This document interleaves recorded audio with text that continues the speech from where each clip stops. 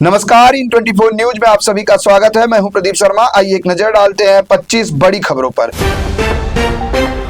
महिला आरक्षण बिल पर पीएम मोदी की चेतावनी के बाद सांसद संजय राउत ने किया पलटवार। कहा, बीजेपी सरकारी पैसों से खरीद रही है महिलाओं के वोट, हिम्मत है तो रोक के योजनाएं।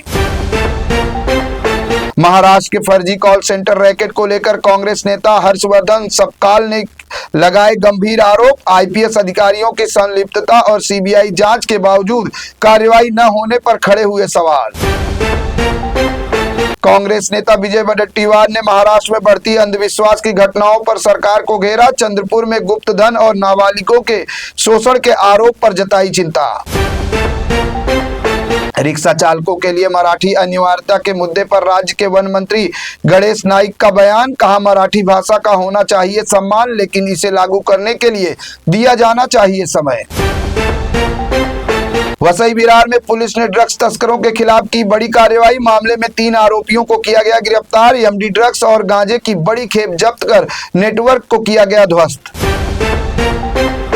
मुंबई लोकल ट्रेन में रेलवे की तरफ से फेरी वालों को मान्यता देने के फैसले से यात्रियों में नाराजगी। महिला डिब्बों में पुरुष वेंडरों की एंट्री से सुरक्षा को लेकर खड़े हुए गंभीर सवाल। बीएमसी ने शहर में छोटे पशुओं और पक्षियों के अंतिम संस्कार के लिए आधुनिक दहन सुविधाएं की शुरू। देवनार पशुवध गृह और महालक्ष्मी स्थित पशु अस्पताल परिसर में लागू होगी सेवाएं। नागरिक ऑनलाइन बुकिंग के जरिए आसानी से सेवा का उठा सकेंगे लाभ। मुंबई के नेस्को रेप पार्टी ड्रग्स मामले में एक 22 वर्षीय छात्र गिरफ्तार। पुलिस जांच में बैंक ट्रांजैक्शन के जरिए ड्रग्स सप्लाई नेटवर्क का खुलासा। गिरफ्तार हुए हैं अब तक इस मामले में कुल 7 आरोपी। मुंबई के तारदेव स्थित साई लीला हाउसिंग सोसाइटी की 16वीं मंजिल में लगी भीषण आग। दमकल विभाग ने कड़ी मशक्कत के बाद आग पर पाया काबू। हादसे में किसी के हताहत होने की खबर नहीं। हादसे के बाद इलाके में अफरा तफरी का माहौल। महाराष्ट्र राज्य सड़क परिवहन निगम ने यात्रियों के किराए में 10% की बढ़ोतरी की लागू। हर टिकट पर 2 रुपए का लगाया गया है स्वच्छता सरचार्ज। किराए में बढ़ोतरी 15 अप्रैल से 15 जून तक रहेगी लागू। टीसीएस धर्मांतरण केस में आया नया मोड़। कंपनी की एचआर मैनेजर बताई जाने वाली निदा खान ने खुद को बताया प्रेग्नेंट। कोर्ट में अग्रिम जमानत मांगते हुए दी है दलील। जमानत याचिका में मेडिकल स्थिति को बनाया है मुख्य आधार। नासिक के टीसीएस बीपीओ विवाद में आया नया मोड़। फरार आरोपी निदा खान के परिवार ने सभी आरोपों को बताया झूठा। परिवार का दावा, साजिश और राजनीतिक रंग से प्रेरित है मामला। मामले में अब तक 8 गिरफ्तार। महाराष्ट्र के समृद्धि महामार्ग पर भीषण हादसा। अशोक खरात के करीबी और शिवनिका ट्रस्ट के उपाध्यक्ष जितेंद्र सलके की मौत। पत्नी और बेटा भी गंभीर रूप से घायल। कंटेनर से टकराकर नीचे घुसी कार। पुलिस मामले की हर एंगल से कर रही है जांच।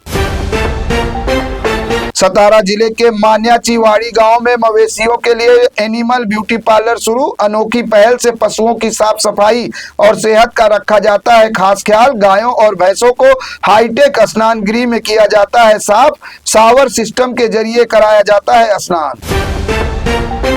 इलाहाबाद हाई कोर्ट में वाराणसी में गंगा नदी में नाव पर बैठकर नॉनवेज पार्टी करने के मामले में 3 आरोपियों की जमानत याचिका पर हुई सुनवाई। राज्य सरकार के अधिवक्ता ने जवाब दाखिल करने के लिए 1 हफ्ते की मांगी मोहलत। 24 अप्रैल को होगी मामले में अगली सुनवाई। खालिस्तान समर्थक सांसद अमृतपाल सिंह डिब्रूगढ़ जेल में रहेगा बंद। पंजाब सरकार की याचिका पर पंजाब हरियाणा हाईकोर्ट ने सुनवाई के बाद अंतरिम आदेश किया जारी। अमृतपाल पर दर्ज सभी मामलों की असम की जेल में होगी सुनवाई। लोकसभा में विपक्ष के नेता राहुल गांधी ने महिला आरक्षण बिल पर रखी अपनी बात। कहा, हम सभी ने महिलाओं से बहुत कुछ सीखा। महिलाएं हमारे देश की सोच में है एक ड्राइविंग फोर्स। हरिवंश नारायण सिंह लगातार तीसरी बार चुने गए राज्यसभा के उपसभापति। विपक्ष ने नहीं उतारा कोई उम्मीदवार। निर्विरोध निर्वाचन से संसद में बनी सहमति। पीएम मोदी, खरगे ने दी बधाई। 2032 तक रहेगा कार्यकाल।